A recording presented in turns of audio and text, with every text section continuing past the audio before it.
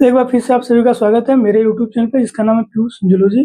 और आज हम बात करने वाले हैं मिलर के प्रयोग के बारे में। तो मिलर ने अपना प्रयोग ओपेरिन हेल्डेन की थियरी में दिए गए कॉम्प्लेक्स ऑर्गेनिक मॉलिक्यूल के फॉर्मेशन के संदर्भ में अपना प्रयोग किया था। यानी कि जो ओपेरिन हेल्डेन थे, जो कि हमने पिछले वीडियो में देखा था, उन्होंने बताया कि उस समय की पृथ्वी पर जो 3 फ्री एनर्जी का काम करती थी, जिसमें हीट था, यूवी रेस थी और लाइटनिंग था। यानी कि ज्वालामुखी की वजह से जो हीट उत्पन्न होती थी वो, यूवी रेज और जो बिजली चमकती थी, इन तीनों की वजह से जो कि मोनो मॉलिक्यूल्स थे वो आपस में एग्रीगेट होकर कॉम्प्लेक्स मॉलिक्यूल का निर्माण करते हैं। तो उसी चीज को प्रैक्टिकली प्रूव करने के लिए मिलर ने अपना प्रयोग किया था और इन्होंने अपना प्रयोग अपने गुरु हेल्डेन यूरे के देख रेख में अपना प्रयोग किया था। तो उन्होंने अपने प्रयोग के लिए एक उपकरण बनाया था, कुछ इस तरह का देखने को मिलता है, जिसको स्पार्क डिस्चार्ज ऑपरेटस यानी कि चिनगारी विमुक्त उपकरण के नाम से हम जानते हैं।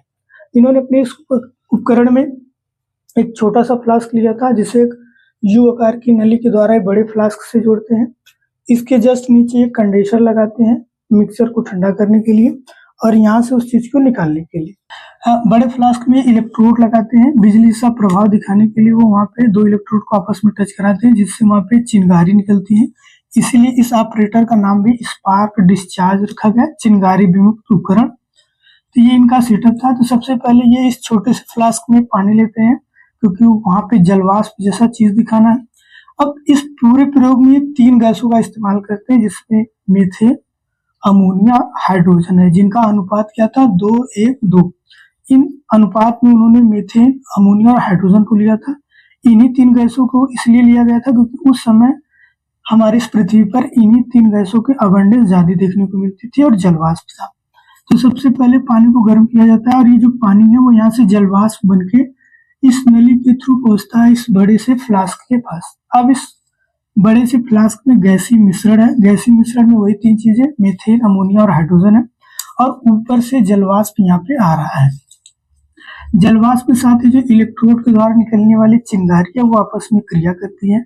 अब ये पूरे प्रयोग को लगभग 7 दिन लगातार रिपीट करते हैं, 24 घंटे। पूरा प्रयोग कंप्लीट होने के बाद वो इस कंडेंसर से इस चीज जलवाष्प को ठंडा करते हैं और यहाँ पे उनको एक गहरे लाल रंग का पदार्थ देखने को मिलता है। जब वो इस पदार्थ का अध्ययन करते हैं तो उन्हें उसमें alanine, aspartic, fatty acid, acetic acid, formic acid, lactic acid आदि चीजें देखने को मिलती हैं।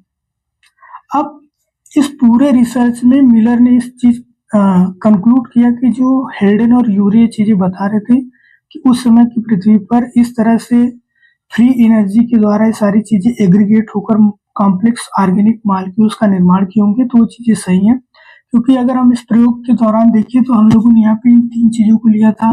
हमने गैसीय मिश्रण के साथ इलेक्ट्रिक डिस्चार्ज का यूज किया था, जलवाष्प का यूज किया है और उन्हें लास्ट में ये सभी ऑर्गेनिक मॉलिक्यूल्स देखने को मिलते हैं।